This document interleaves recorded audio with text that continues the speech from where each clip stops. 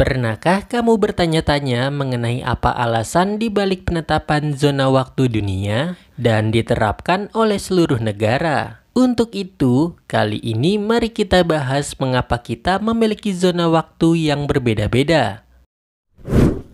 Zona waktu adalah suatu konsep yang sangat penting dan berpengaruh dalam kehidupan sehari-hari. Tapi jika kamu bertanya kenapa kita punya begitu banyak zona waktu di dunia, semuanya berawal dari rotasi bumi.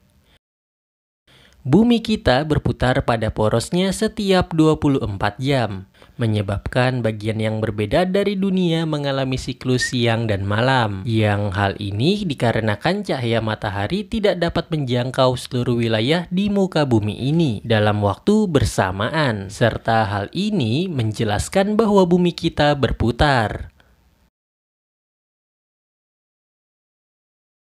Jika membahas mengenai pembagian zona waktu, maka kita akan mundur beberapa abad sebelumnya. Dan sebelum kita punya sistem zona waktu yang menjadi standar dunia seperti saat ini, dahulu setiap wilayah di muka bumi mengatur waktu mereka sendiri berdasarkan posisi matahari di langit, yang mana hal ini disebut sebagai waktu matahari lokal. Namun hal ini berubah seiring terus berkembangnya teknologi, terutama dengan adanya kereta api dan telegraf di abad ke-19, yang mendorong meningkatnya kebutuhan akan waktu yang seragam di seluruh dunia. Dan coba bayangkan saja betapa membingungkannya jika jadwal kereta di masing-masing kota ataupun wilayah memiliki waktunya sendiri. Tentu akan membingungkan banyak orang. Dan hal ini menjadi salah satu dorongan kuat sehingga pada tahun 1884 diadakan konferensi Meridian Internasional di Washington DC, Amerika Serikat. Dan konferensi tersebut menetapkan meridian Greenwich di Inggris Raya sebagai meridian utama atau 0 derajat bujur, yang menjadi acuan untuk pembagian zona waktu di seluruh dunia, dan didasari atas kode GMT yang merupakan singkatan dari Greenwich Mean Time. Sejalan dengan itu, wilayah Greenwich di Inggris Raya menjadi wilayah di dunia dengan kode GMT 0.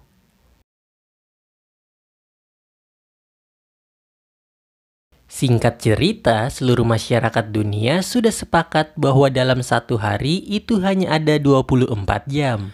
Dan masing-masing wilayah yang berjarak memiliki perbedaan berkisar 1 jam. Akan tetapi pembagian ini tidak selalunya sama. Dan tidak semua negara mau menerapkan aturan ini, di mana beberapa negara dunia menyesuaikan waktu mereka sendiri agar lebih sesuai dengan batas geografis atau kenyamanan sosial maupun ekonominya, di mana salah satu negara tersebut ialah Tiongkok, yang menggunakan satu zona waktu saja untuk wilayahnya yang seluas ini. Walaupun secara geografis dan aturan dunia, wilayah sebesar Tiongkok seharusnya terbagi atas 5 zona waktu.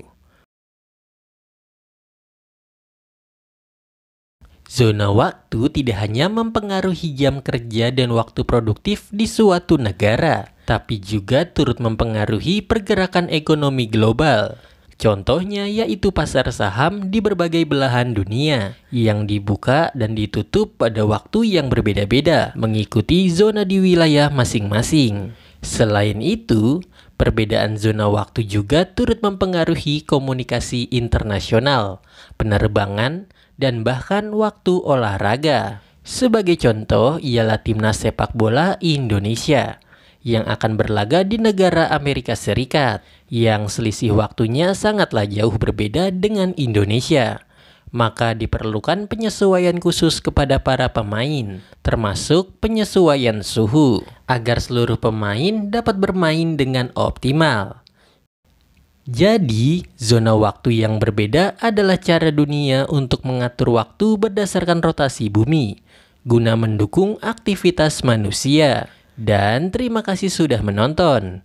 Jangan lupa untuk like, subscribe, serta share video ini ke semua sosial media kamu, biar orang tahu apa fungsi sebenarnya dari zona waktu.